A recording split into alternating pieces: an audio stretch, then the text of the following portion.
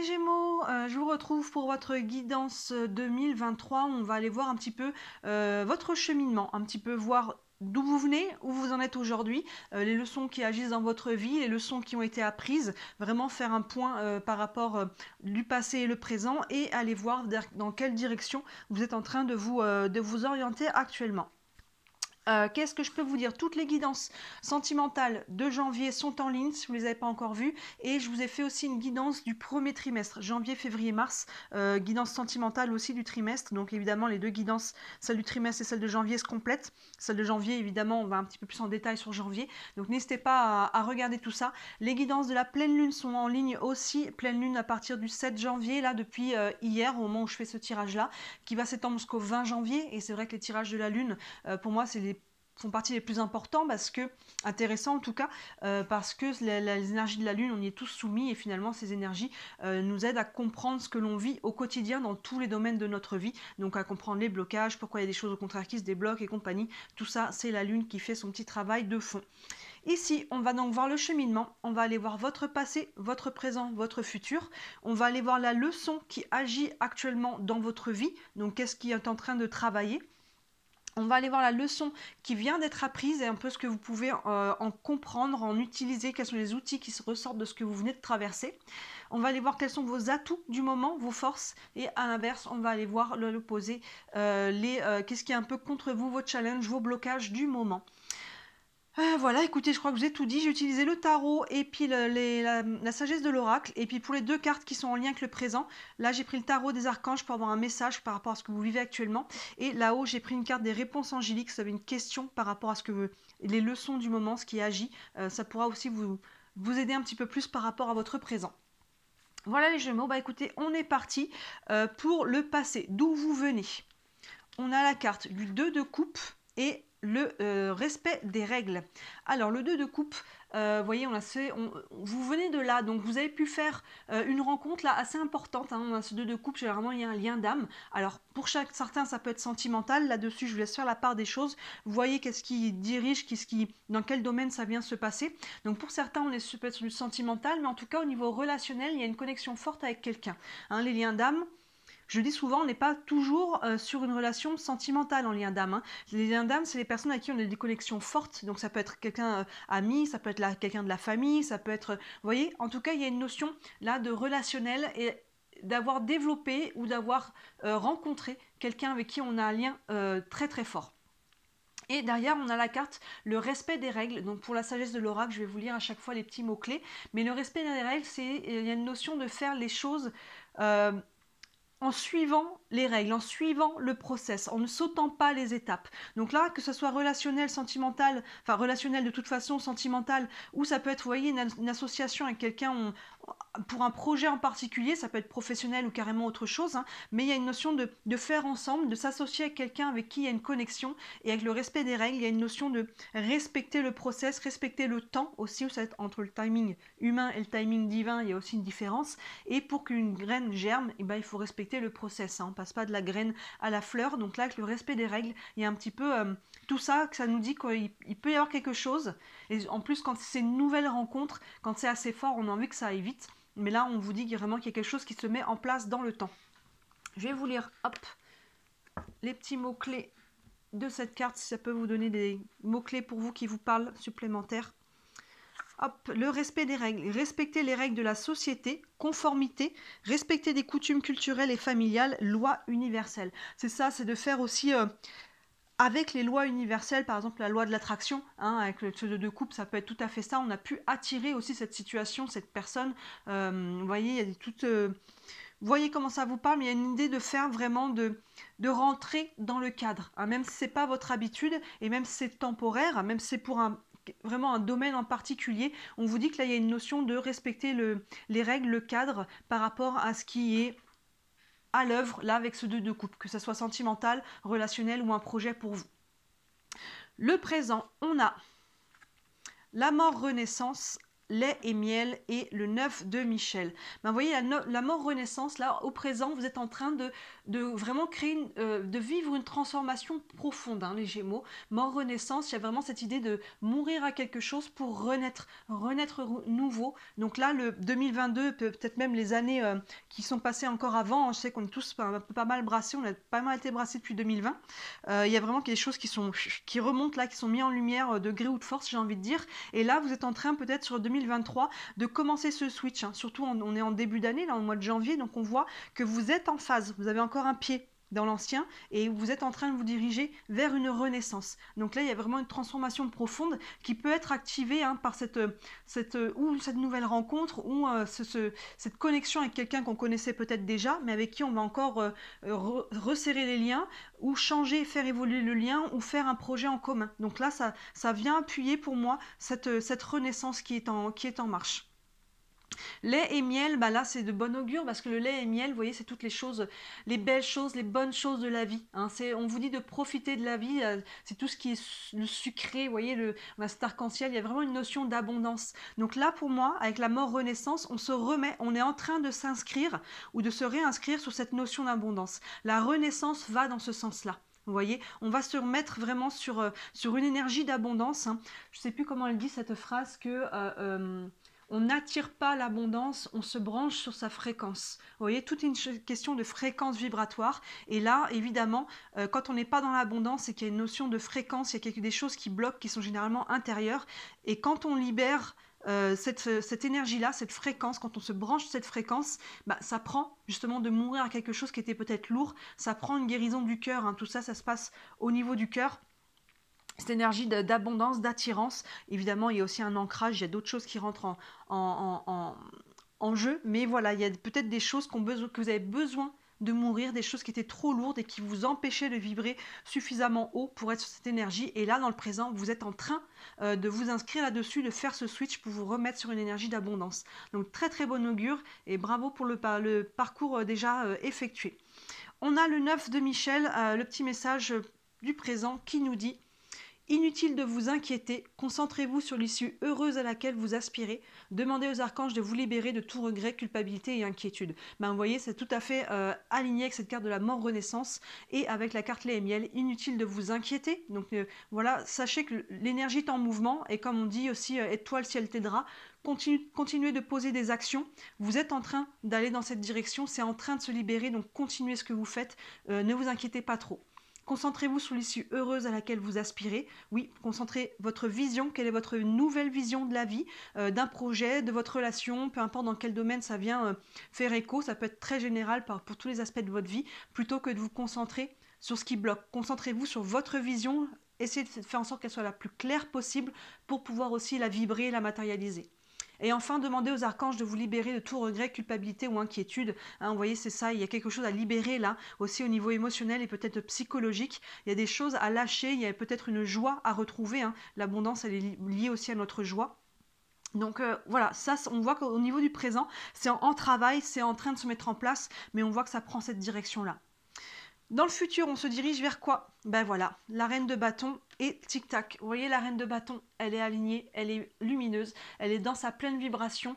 La reine de bâton, moi je le dis à chaque fois quand elle rentre dans une pièce, on la voit parce qu'elle rayonne, elle est alignée. Les bâtons, on est sur l'action. Donc on voit que là, vous retrouvez votre puissance, vous retrouvez votre pouvoir personnel, hein, vous retrouvez votre lumière. Et on voit que c'est en mouvement dans le présent. Et là, avec la reine de bâton, ça s'aligne, on est capable de matérialiser les choses, de poser des actions concrète et alignée avec qui on est. Il y a vraiment un réalignement qui se fait pour vous là, sur le futur, donc sur les mois qui viennent.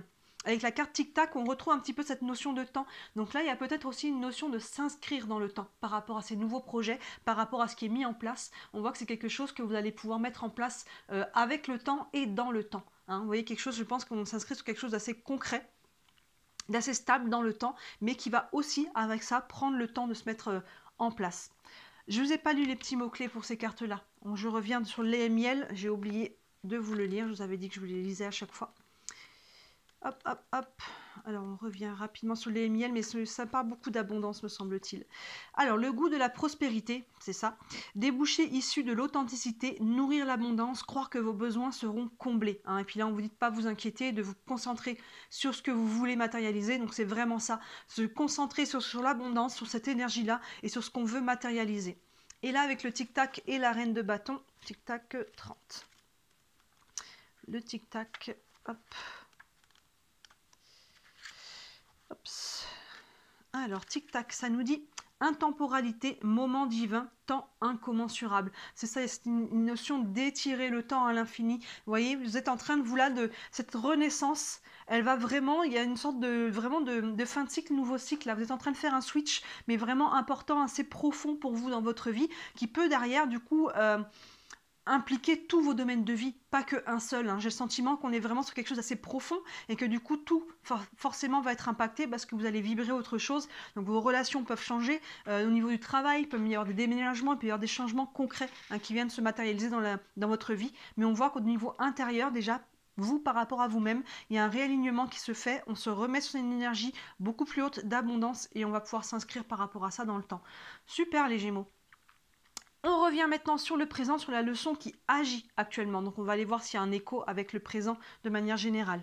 Ici, on a bah oui, la carte du monde, la carte la croisée des chemins, c'est tout à fait ça. Et j'avais pris une carte des réponses angéliques et on a n'arrêtez pas. C'est ça, on a la carte du monde qui nous parle d'alignement. Hein, vous voyez, on retrouve cette énergie très très haute et on retrouve la carte numéro 21 qui est la dernière des arcanes majeures qui marque une fin de cycle, hein, totalement alignée avec la mort-renaissance qu'on a là et avec cette notion de remettre d'énergie très haute. Hein. On a cette personne qui est dans ce cercle, hein, le cercle qui symbolise la perfection, et on a cette personne qui est sur la pointe du pied, elle est presque en lévitation. Il y a vraiment une énergie très très haute avec cette carte du monde, un réalignement de la joie et cette fin de cycle qui va s'inscrire dans cette énergie-là. Donc vous voyez, c'est tout à fait associé à ce qu'on voit là. Donc là, c'est la leçon qui agit actuellement. Donc c'est cette leçon, c'est de réussir à se mettre sur cette énergie-là. Vous voyez, c'est à l'œuvre en ce moment. C'est pas acquis, c'est quelque chose sur lequel vous êtes en train de travailler et qu'il faut continuer de travailler,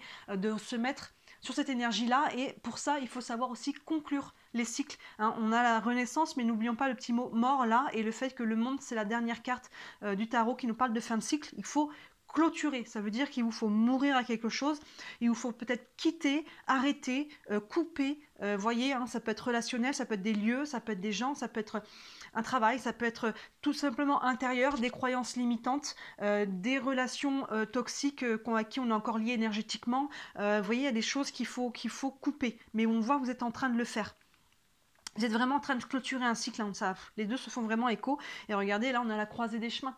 Donc la croisée des chemins, ça parle de soi, je vais vous lire les petits mots-clés aussi, mais là c'est ça, la croisée des chemins, donc il y a sûrement des choix à faire. Hein, on a ce lama vers un panneau qui indique des flèches qui vont dans différentes directions, donc c'est ça, on est à la croisée des chemins dans sa vie et ça implique de choisir aussi une nouvelle direction. Hein. Je vais vous lire les mots-clés. 13. Mais je pense qu'elle vous parle quand même pas mal toute seule, celle-ci aussi. Hop, la croisée des chemins, le temps de prendre une décision, peser les conséquences en vous préparant à agir, reconnaître l'obligation de faire un choix nécessaire. Mais oui, hein, qui dit nouveau départ, qui dit fin de cycle, nouveau de cycle, forcément, il y a une nouvelle orientation à prendre. Et là, hein, on vous le dit bien dans le présent de qu'est-ce que vous voulez maintenant, de déterminer votre vision. Quelle est votre vision idéale d'un domaine de vie ou de votre vie de manière générale et de vous concentrer là-dessus pour pouvoir le vibrer. Et ça va vous prendre de faire des choix pour vous aligner à cette vision. Hein, vous voyez, ça va pas, comme quand je le disais encore, hein, étoile, ciel t'aidera, faites des choix. Ça va prendre de faire un choix, de poser des actions pour prendre la direction que vous voulez. Et ces actions ne sont pas forcément évidentes. Hein. Il peut y avoir des gros choix de vie, ça peut être des petits ajustements, mais ça peut être des gros choix de vie qui vont vous faire prendre ce tournant important et vous mettre sur un chemin de renaissance et un chemin d'abondance. Donc là, il vous faut vous-même bouger l'aiguille de la boussole parce que c'est pas si vous ne faites pas vous-même, si vous ne posez pas cette action-là, ça ne va pas bouger tout seul. Donc il y a un choix à faire. Et on vous dit n'arrêtez pas avec cette carte-là. Vous voyez, on vous encourage là. hein, n'arrêtez pas, continuez, vous êtes sur la bonne voie, vous êtes sur le bon chemin, continuez ce que vous êtes déjà en train de faire. On voit que dans le présent, c'est déjà en mouvement tout ça, et voyez, entre le présent et la leçon qui agit actuellement, il y a totalement un écho entre les deux. Fin de cycle, choix, déterminer sa vision pour se mettre sur une énergie d'abondance, et on voit que ça va aboutir là dans les semaines ou les mois qui arrivent. Vous avez branché vraiment là-dessus avec cette reine de bâton. Super, en tout cas, c'est très cohérent. On retourne un petit peu sur le passé, voir la leçon qui vient d'être apprise. On va voir si ça fait un petit peu écho aux cartes du passé qui sont là. Hop là, on a la carte de l'ermite et les destinées. Bon bah oui, ça se fait totalement écho. On a la carte de l'ermite qui nous parle d'introspection. Donc là, vous sortez d'une période, vous avez peut-être eu besoin de vous mettre en retrait. Hein, l'ermite, il se met en retrait, il va regarder à l'intérieur, il va vraiment faire un travail d'introspection parce qu'il a des choix à faire, il a peut-être un recul à prendre sur certaines situations pour s'éloigner un peu, peut-être aussi émotionnellement d'un temps de la situation pour pouvoir la voir dans sa globalité. Hein, vous voyez, il y a peut-être cette notion-là. Et regardez, là, on a la carte des destinées. Les destinées, là, on avait le 2 de coupe. Donc il y a vraiment cette notion de destin, et les destinées, c'est pas le destin, c'est les destinées, donc ça inclut d'autres personnes, d'autres situations. Donc les deux se font écho là. Donc il y a une réflexion peut-être par rapport à ça, par rapport à une personne avec qui on a un lien fort. Il y a eu une réflexion par rapport à soi-même, mais peut-être par rapport aussi à cette personne. Est-ce que on fait quelque chose ensemble? Est-ce qu'on construit quelque chose ensemble? Quel est ce lien? Si c'est une nouvelle rencontre, des fois on peut être un peu perturbé quand ça vibre très fort rapidement. Vous voyez, il peut y avoir des coups de foudre, des coups de cœur en tout cas. Hein, encore une fois, on n'est pas forcément que sur du sentimental, hein, ou ça peut être une personne qu'on connaissait déjà, hein, de la famille ou des amis avec qui on a un lien fort. Et là, il y a une réflexion par rapport à ce lien-là. Est-ce qu'il y a quelque chose à faire ensemble, que ce soit le faire évoluer sentimentalement ou relationnellement, un projet au niveau pro ou autre chose, vous voyez. Mais en tout cas, il y a le côté des destinées, il y a une côté de l'univers vous soutient à travers ça. Vous rencontrez les gens que vous avez besoin de rencontrer au moment idéal, au moment opportun, par rapport à ce que vous vivez. Hein. Quelque part, vous l'avez vibré, ça, consciemment ou inconsciemment. Si c'est surtout une nouvelle rencontre, vous l'avez vibré, hein, pour pouvoir faire cette rencontre-là. Je vous lis les mots-clés, les destinées. Hop. Destin, karma, accepter qu'il y a des choses que vous ne pouvez changer et savoir quelles sont ces choses. Non, oui, que vous ne pouvez changer, c'est ça. Il y a vraiment cette notion aussi de karma, déjà aussi. Il peut y avoir de relations karmiques, mais pour moi, on est plus sur des liens d'âme. Un lien d'âme, là, parce qu'on a quand même le 2 de coupe. Accepter aussi ce que l'on peut changer, ce que l'on ne peut pas changer. Hein, avec cette carte mort renaissance, la mort, c'est peut-être aussi accepter de lâcher ce que l'on ne peut pas changer, arrêter de vouloir s'accrocher à quelque chose et de vouloir refaire le passé parce qu'on ne pourra pas refaire le passé. À un moment donné, il faut passer dans l'étape de l'acceptation dans nos deuils, hein, qui dit mort dit deuil, et accepter que les choses soient passées comme elles se sont passées. Ça ne veut pas dire qu'on les valide ou qu'on est d'accord, encore une fois, mais ça veut dire que accepter qu'on ne peut pas refaire le passé et que les choses se sont passées comme ça, qu'on n'a pas de pouvoir dessus, mais maintenant, au présent et dans le futur, qu'est-ce que l'on veut faire là-dessus? On a un pouvoir, vous voyez. Donc il y a vraiment ce côté aussi qui vous parle de ça. Donc là, on voit que il y a eu, on est sur la leçon qui vient d'être apprise. Donc là, on voit qu'il y a eu cette réflexion par rapport à ça. Et c'est ça, je pense, que vous avez avancé par rapport à cette démarche d'introspection, de retour sur votre passé, et qui vous aide là, dans le présent, à vous mettre d'autant plus dans ce switch. Hein, là, on pouvait être peut-être bloqué à un moment donné dans le passé, dans des choses, dans des douleurs, dans des croyances, dans des choses sur lesquelles on s'accrochait. Et là, on voit qu'on a commencé à lâcher ça et que dans le présent, on est en train de faire ce switch. On n'est plus bloqué sur le mort, on est en train d'acter déjà la renaissance. Et ça peut avoir un lien avec un déclic, avec une nouvelle rencontre ou un lien qui se renforce, qui vous aide à aller de l'avant. Hein. Super votre tirage, hein, les Gémeaux. Hein. Truc de fou, vraiment truc de fou, là, ça se libère. Hein. On va aller voir justement quels sont vos atouts du moment, sur quoi en plus vous pouvez vous appuyer. On a, waouh, le 10 de Pentacle et échange de cadeaux. Ces deux cartes sont totalement en écho. Hein. Le 10 de Pentacle, il y a vraiment cette notion d'être ensemble. Les Pentacles, on est sur le matériel, on est sur le financier, on est sur vraiment le côté concret des choses. Et le 10, il y a vraiment de l'abondance, hein, vous voyez. Et on est de faire avec les autres. Hein. On voit des familles, là on voit des enfants qui jouent. On a vraiment du bonheur. On a vraiment ce côté, cette capacité de matérialiser les choses et avec les autres aussi, hein, vous voyez, seul, mais aussi de partager. Il y a vraiment cette notion-là. Et regardez, on a associé à échange de cadeaux. Donc il y a vraiment pour moi votre atout, votre force du moment, c'est ça, votre capacité à être dans le donner-recevoir, hein, échange de cadeaux. Il y a vraiment ce côté d'équilibrer l'échanger, le recevoir et de faire ça, c'est ça, de vous appuyer aussi sur le groupe, sur votre famille, sur vos amis, sur votre communauté, vraiment et de réussir ensemble à matérialiser les choses. Hein. Il peut y avoir des associations, ce genre de choses, mais en tout cas, ou à partager vos réussites, à partager vos biens, à partager vraiment, il y a vraiment cette notion-là de partage avec le 10 de Pentacle dans l'abondance. Et en plus, on a la carte échange de cadeaux qui nous parle de cette énergie donner-recevoir. Donc là, vous vous remettez, quand on est vraiment équilibré dans le donner-recevoir, c'est là qu'on s'inscrit dans l'abondance. Donc vous voyez, votre atout du moment, il est là, donc ça va d'autant plus vous aider à vous mettre dans cette énergie d'abondance que l'on a là. Hein, vraiment, c'est vers ça que vous êtes en train de vous inscrire. Quand on est trop dans le donner, trop dans le recevoir, il y a un déséquilibre et finalement on n'est pas dans l'abondance. Même si on fait que recevoir, finalement c'est creux, c'est vide. Hein, vous voyez, donc là il y a vraiment quelque chose, c'est vraiment votre atout. Je vous lis les petits mots-clés encore une fois de échange de cadeaux. La loi du donner-recevoir, devise, concession, mesurer les coûts et déterminer la valeur. C'est ça, il y a vraiment cette notion, ça va ensemble, hein, c'est vraiment ça, devise, concession. Donc là, devise, à côté, on est avec le pentacle, donc il peut y avoir aussi un côté financier qui rentre en jeu pour certains d'entre vous. Vous voyez comment ça vous parle, mais là on est quand même sur les pentacles, donc on est aussi sur le financier. Et là, échange de cadeaux, il peut y avoir une rentrée aussi d'argent, il peut y avoir quelque chose qui vient vous aider à ce niveau-là et qui peut vous aider dans votre vie de manière générale à faire aussi ce switch. Hein. Ça peut avoir un lien directement avec vos biens matériels ou votre argent. Hein.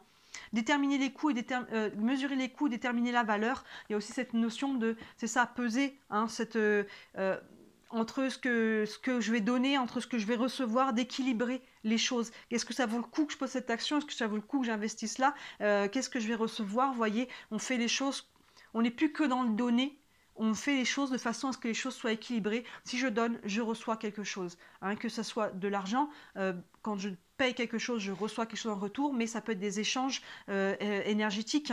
Hein. Par exemple, moi qui fais des tirages de cartes, j'ai des amis qui font des soins énergétiques. Elles me font un soin énergétique, je leur fais un tirage de cartes. Vous voyez, l'échange n'est pas forcément que financier, mais il faut toujours que l'énergie soit dans le donner-recevoir. Il faut arrêter d'être gêné à recevoir ou à demander de l'argent, si on est sur du financier, en échange d'un service. Hein, vous voyez, vous ne pouvez pas être que dans le donner.